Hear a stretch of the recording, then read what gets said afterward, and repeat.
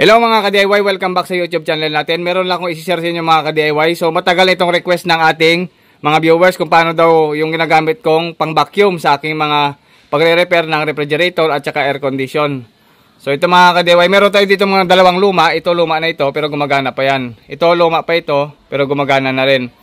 Gumagana pa ito. So ito yung gagamitin natin mga ka-DIY sa ating pagre-repair ng ating mga refrigerator or mga ref, freezer, chiller, or kahit yung ating mga window type na aircon is pwede ito. Kahit yung mga split type pa nga is pwede na rin yan mga ka-DIY pag gagamitin natin sa pressure at gagamitin natin pang vacuum. So meron tayong dalawa dyan pa inanda sa inyo. Ito gagawin natin para sa ating pang vacuum or paglalagay ng pressure or maghanap tayo ng mga leak test o pagli-leak test natin sa mga loob ng system ng ating refrigerator. Pwede gamitin yung mga luma natin na ganito. So yan sa mga beginner, tamang-tama talaga ito sa inyo mga ka-DIY kung paano gumawa. Dahil doon sa mga video natin is yung ganito lang yung ginagamit ko. Yung mga lumang makina ng ating mga refrigerator.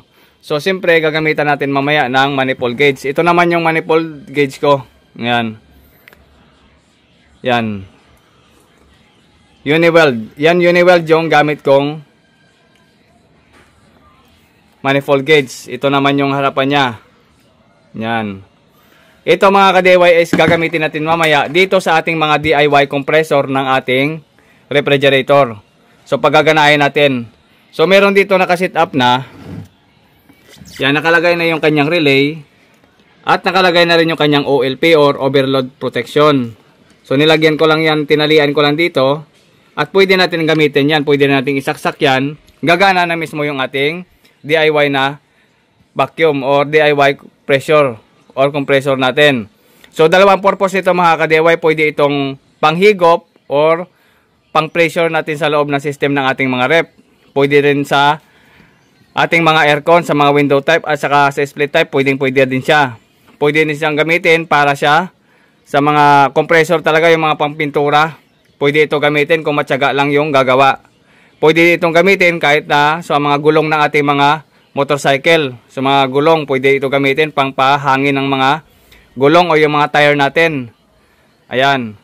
So, saan ba dito mga ka-DIY? Ano ba yung gagawin natin dito para magamit natin yung mga ganitong klase ng mga old na compressor? So, siyempre yung unang gagawin nyo is aalamin nyo muna yung mga connection nila. So, dito mga ka-DIY, meron ditong luma. Ito. Buksan muna natin. Yan. Buksan muna natin to. Kung napapansin nyo, ito yung wiring niya, pinutol-putol ko na yan. Yan. Yan, ito yung original na wiring niyan.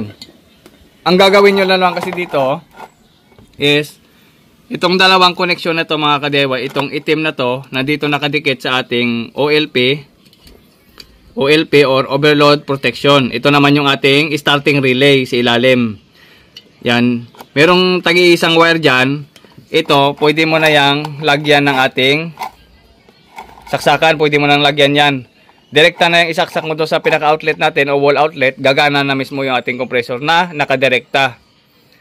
So, dito naman tayo mamaya kung saan dito yung pwede yung hangin natin or yung ating vacuum. Saan ba yung high pressure side dito or yung pinaka-low side o yung pahigop.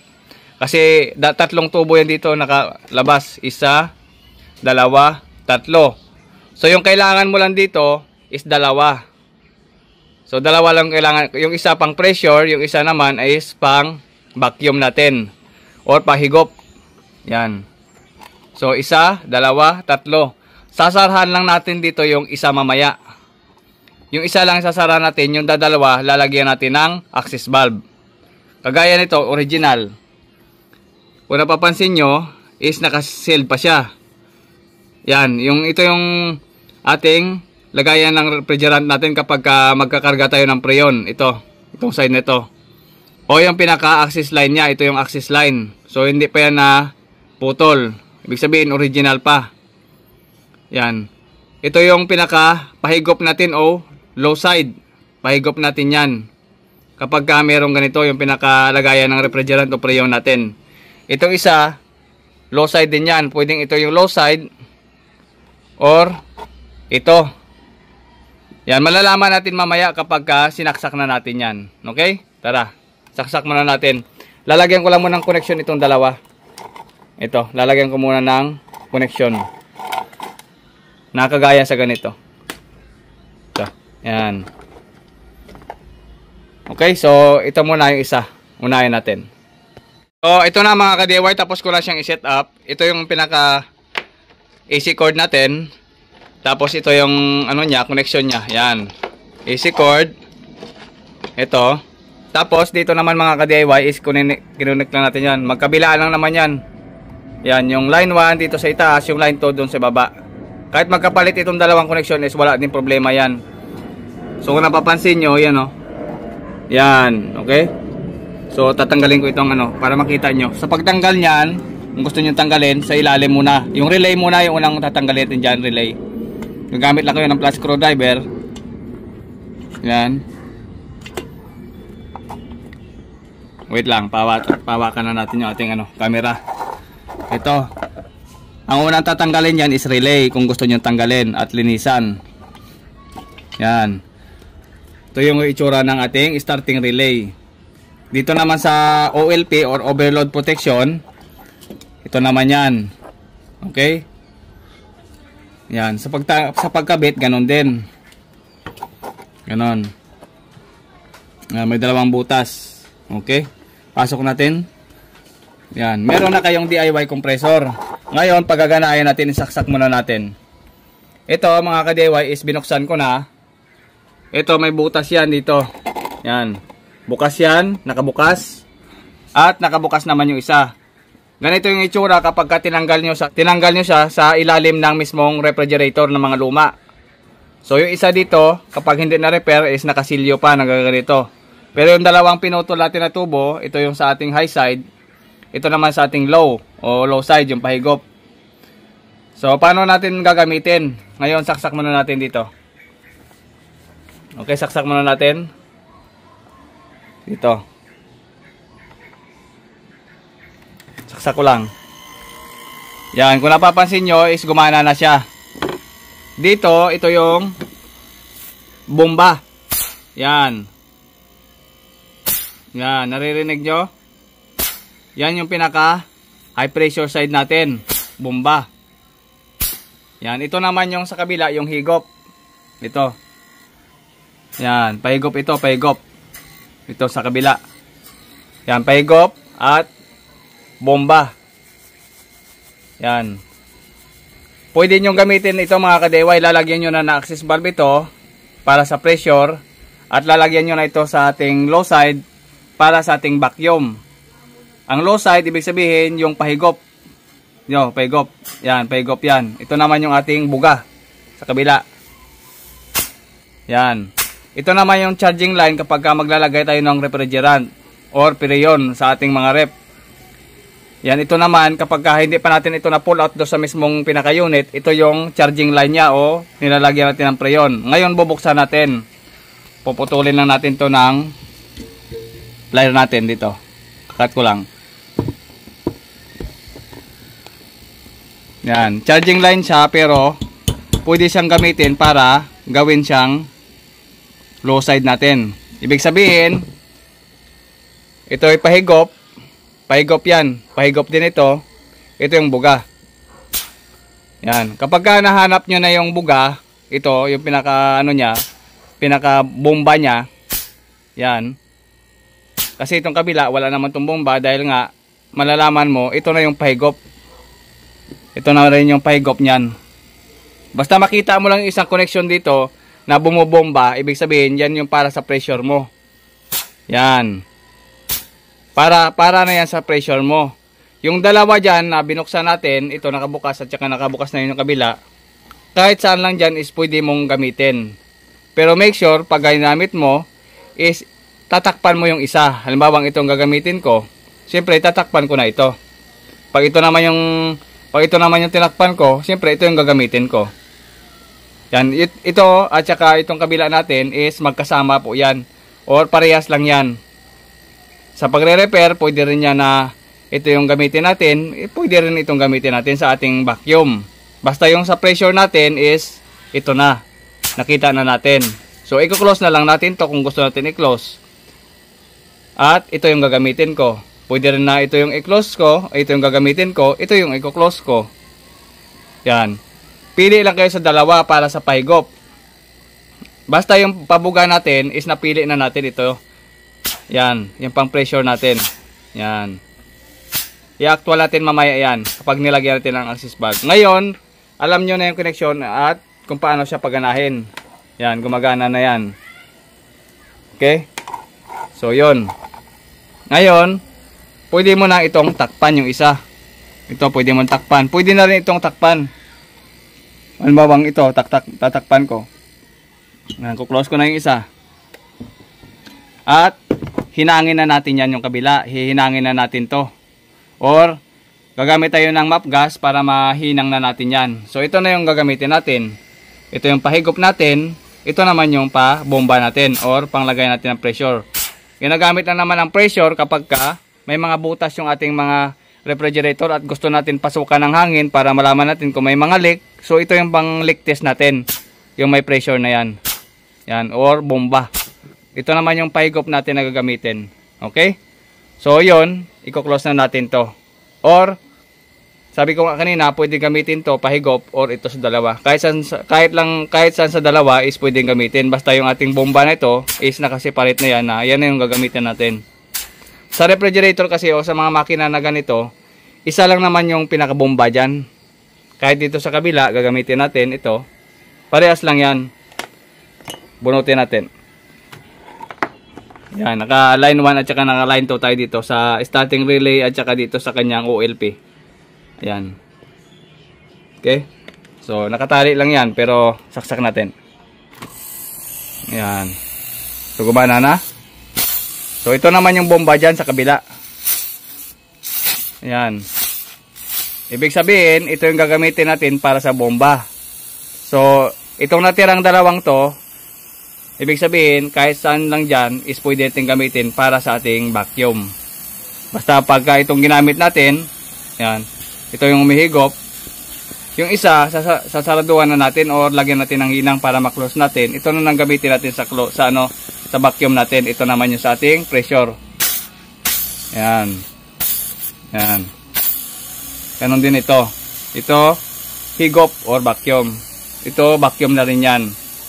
Kasi nga, isa lang talaga yung bomba dyan sa koneksyon ng mga DIY na refrigerator natin. Yan, pwede na natin gamitin to. Ngayon, lalagyan ko siya na access valve. Ito, medyo may ano pa kasi pinutol ko yan. Medyo may butas pa siya yan, oh. Kasi pwede natin ito buksan. Yan, may butas pa yan.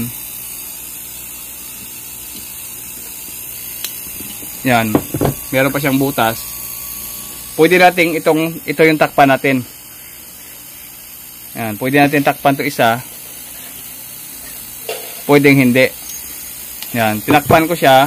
Tapos hinangin natin to. Pwede naman itong gamitin ko. O, ibig sabihin ito na yung gagamitin ko at saka ito. Pagka ito na sinarado ko, siyempre ito na naman yung gagamitin natin para dalawa sila. Okay, so lagyan ko na access valve ito. O kahit saan dito sa dalawa. Para may testing natin dito sa ating manifold gauge dito. Okay? Tara. Ngayon is lalagyan na natin siya ng access valve. Meron akong access valve dito, dalawa. Piraso yan. Ang tawag dito is access valve para ma-access natin yung ano niya, kapag magkakarga tayo ng preyon or maglalagay tayo ng manifold gauge na gagaya nito, manifold gauge. Ito, kailangan natin yung access valve. Pwede nyo putulin para umikli. Gaya nito, hanggang dito lang. Pwede naman. Pwede naman dito hanggang umikli siya kasi medyo mahaba nga talaga kapag ginamit natin, medyo mahaba. Ganito. Pero gagawin ko lang mahaba kasi pang demo lang naman yan. Pero kapag gagawin ko talaga itong vacuum, siyempre, mas maganda yung mas maikli. Para kapag nilagay natin sa mga bag, ay hindi siya mapuputol. Kaya ito ay pang demo lang naman. Pwede natin i-cutter tube to, putulin at saka maikli lang, ganito lang. Ganon din sa kabila, maikli lang. Pero gagawin ko mahaba kasi nga pang demo lang naman ito. Sige. Yan. At syempre mga ka-DIY, bago kayo gumamit ng access valve, kunin nyo muna yung pinakapito nya, yung pinakaloob dito. Yan, tatanggalin nyo yung pito nya. So, babaliktarin nyo lang naman yung pinakatakip niyan para matanggal yung pinakapito. Ito. Baka masunog kapag naghinang tayo mamaya. Okay, so ganito lang yan. Ilalagay lang natin dito. Or gumamit tayo ng long nose na kagaya nito. Long nose para mag-expand yung pinaka, ano niya. Yung copper tube, mag-expand kagaya nito. Yan, para maipasok natin. Yan. Tapos, ipasok natin yung access valve. Yan. Pasok na rin natin yung isang access valve. Pagkatapos niyan mga ka-DIY is pwede na natin yang hinangin. Gamit na tayo ng map gas o torch. Yan. Ayun, hinangin ko siya. So, actual ko siyang gagawin na hinihinang natin. Oh, bumaba.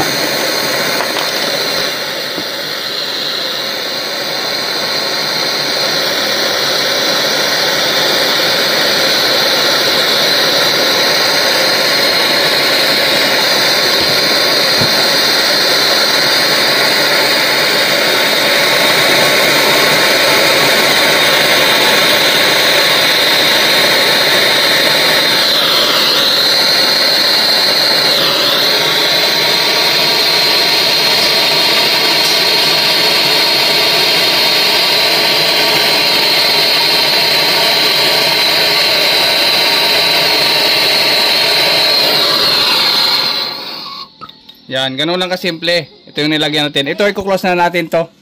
Yung isa, i-close na natin yan. Ito. Kaya, mas magandang mas malapit silang dalawa. Kasi dito medyo malayo. Pero pwede rin itong gamitin para sa vacuum natin. Yan, i-close ko na yan isa. Lalagyan ko na yan ng close. Sinangin ko na sa taas.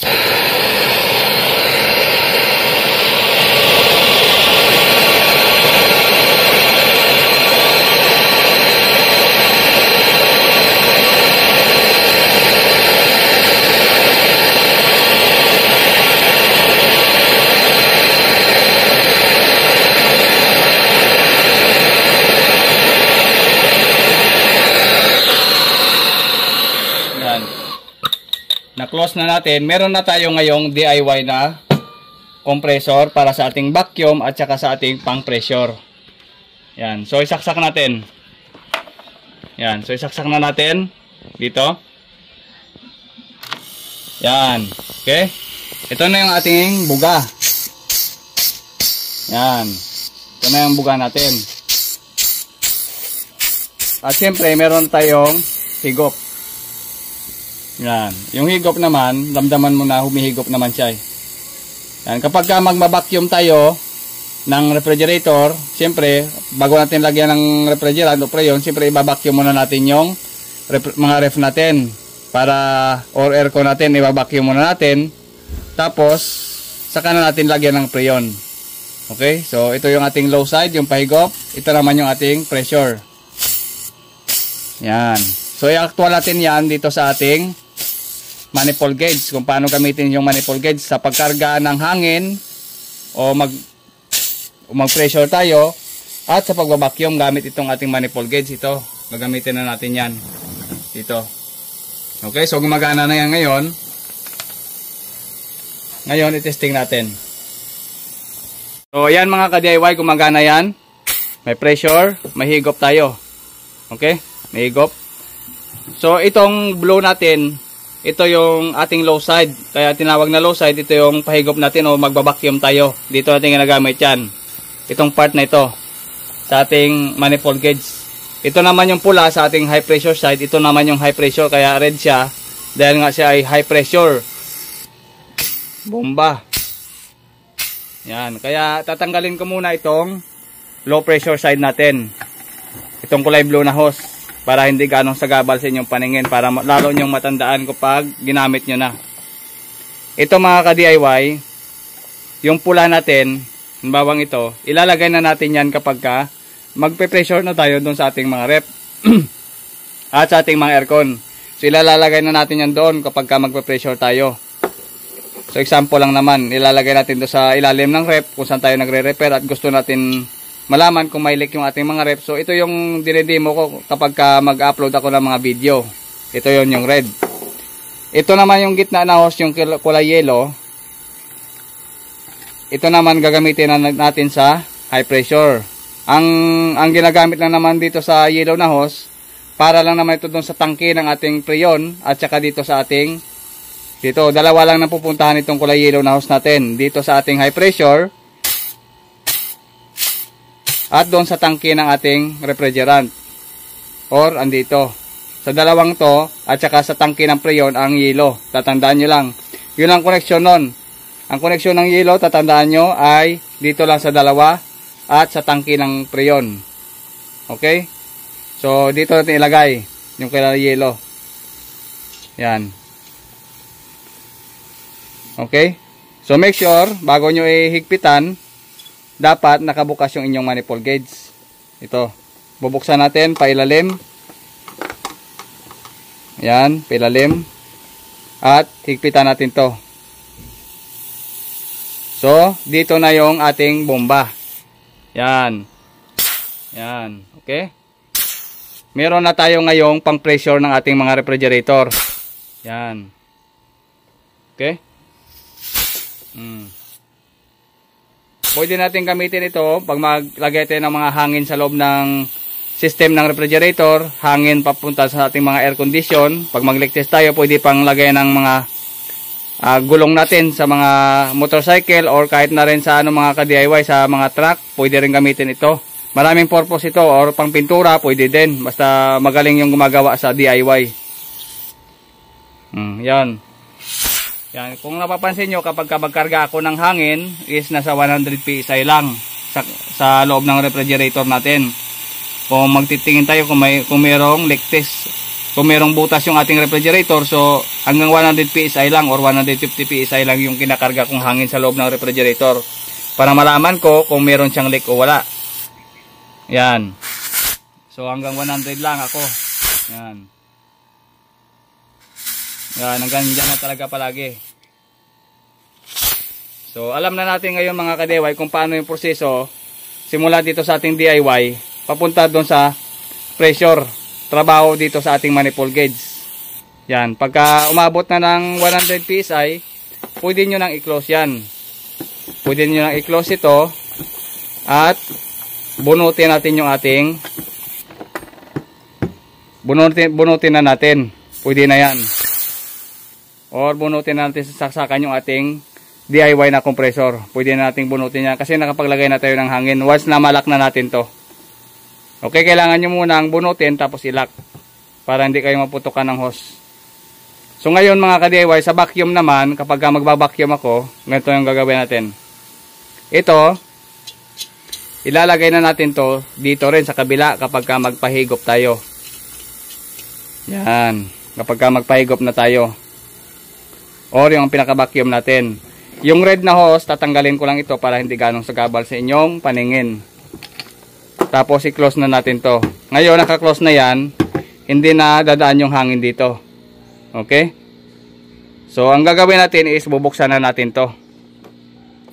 Yan, bubuksan na natin yan. Yan. Okay, bubuksan na natin to sa ating low side, sa low pressure side natin para sa vacuum. Then i-attach na natin to. Yan. Okay? Ngayon, kapag magba-vacuum naman ako, ito yung ginagamit ko. So, nakikita nyo naman sa video kung paano ako mag-vacuum. So, ito na yung mga proseso niyan. So, ngayon, pagka hinigop, ito ilalagay natin doon sa pinaka-compressor natin. Ito sa, kapag magre-repair tayo, sa pinaka-makina ng ating rep, sa pinaka-access line, ilalagay na natin yung blue na yan, papunta rito. So, hihigupin yan. Kaya nagkakaroon tayo ng negative 30 PSI. So, higupin yung hangin papunta rito sa yellow at ilalabas naman dito. Diyan, ilalabas naman niya dito sa ating high pressure side. Okay, so ang gagawin ko is halimbawang ito is tatakpan ko dahil ikinarga ko na doon sa pinaka-access line ng compressor na nire-repair natin. Magkakaroon tayo ng negative 30. Ito, tatakpan ko lang. Yan. Kasi naghihigop na siya. Nagba-vacuum na. Yan. Kita nyo? Nag-vacuum nung sinarado ko itong pinaka bibig ng ating hose. Yan, nag-vacuum na tayo sa negative 30. So, ganun lang mga ka-DIY, napakasimple lang gawin. Yung proseso ng pag-vacuum at proseso ng paglagay ng hangin sa buong system ng ating nire-repair na mga refrigerator, aircon. So, ganun lang. Ngayon, is tumahimik na siya dahil wala na siyang mahigop na hangin. Ngayon, bubuksan ko siya. Yon. Okay? So, ngayon is alam nyo na kung paano gawin yung ating DIY compressor at kung saan siya gagamitin dito sa ating manifold gauge. Yan. Halimbawang ito yung ating refrigerator. So, ilalagay na natin to dito sa pinaka-access niya. Kung sakali man meron nire-repair tayo, so dito natin ilalagay yan. Halimbawang ito yung nire-repair natin na ref, siyempre ito yung gagamitin natin kapag magbabacuum na tayo. So, pagtapos kasi niyan is maglalagay na tayo ng refrigerant. So, observation hanggang sa lumamig yung ating nire-repair na ref at saka yung ating nire-repair na aircon. So, yun lang mga ka-DIY, napakasimple lang gawin yung ating mga DIY compressor. So, ganun din mga dito sa kabila. Same lang naman yan, ito at saka yan. Parehas lang naman sila. Basta lagi nyo tatandaan, pag nakita nyo yung bomba, pumili na lang kayo dito sa dalawa para sa pahigop. Yan, okay? So, napakasimple lang.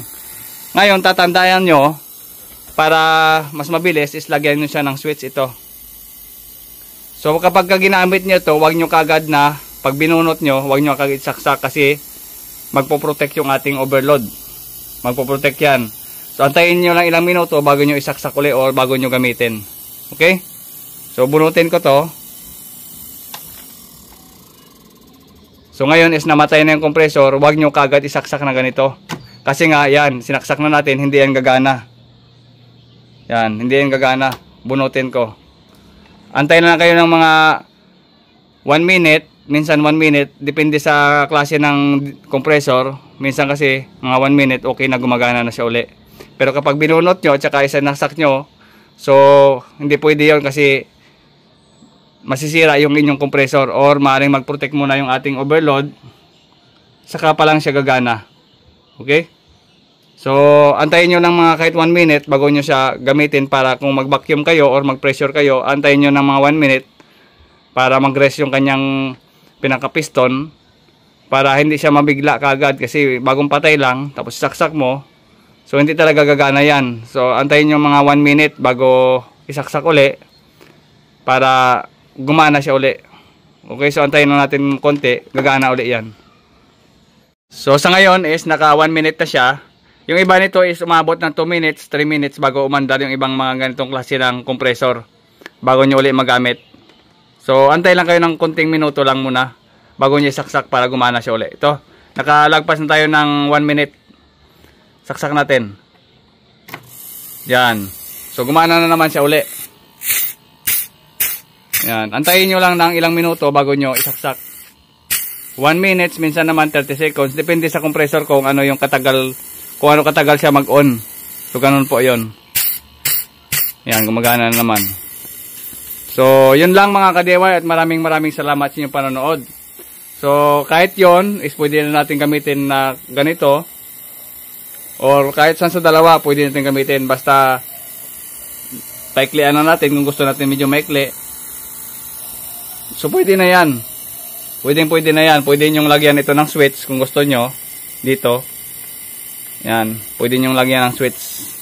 Yung panonood natin at saka pakikinig kapag pinagsama natin yan, mas madali nating maunawaan yung mga bagay. Okay, so para lang naman ito sa mga baguhan na gusto matuto kapag pag sinabi natin magpe-pressure tayo, siyempre ito yung gagamitin natin. Pag sinabing magbabacuum tayo, ito yung gagamitin natin, yung paigop. At dinemo na naman natin kanina kung paano gamitin yung ating manifold gauge sa pag-vacuum at saka sa pag-pressure. Okay, so hanggang dito lamang mga ka-DIY yung ating video at maraming salamat sa inyong panonood. This is GM Tutorial. Bye-bye.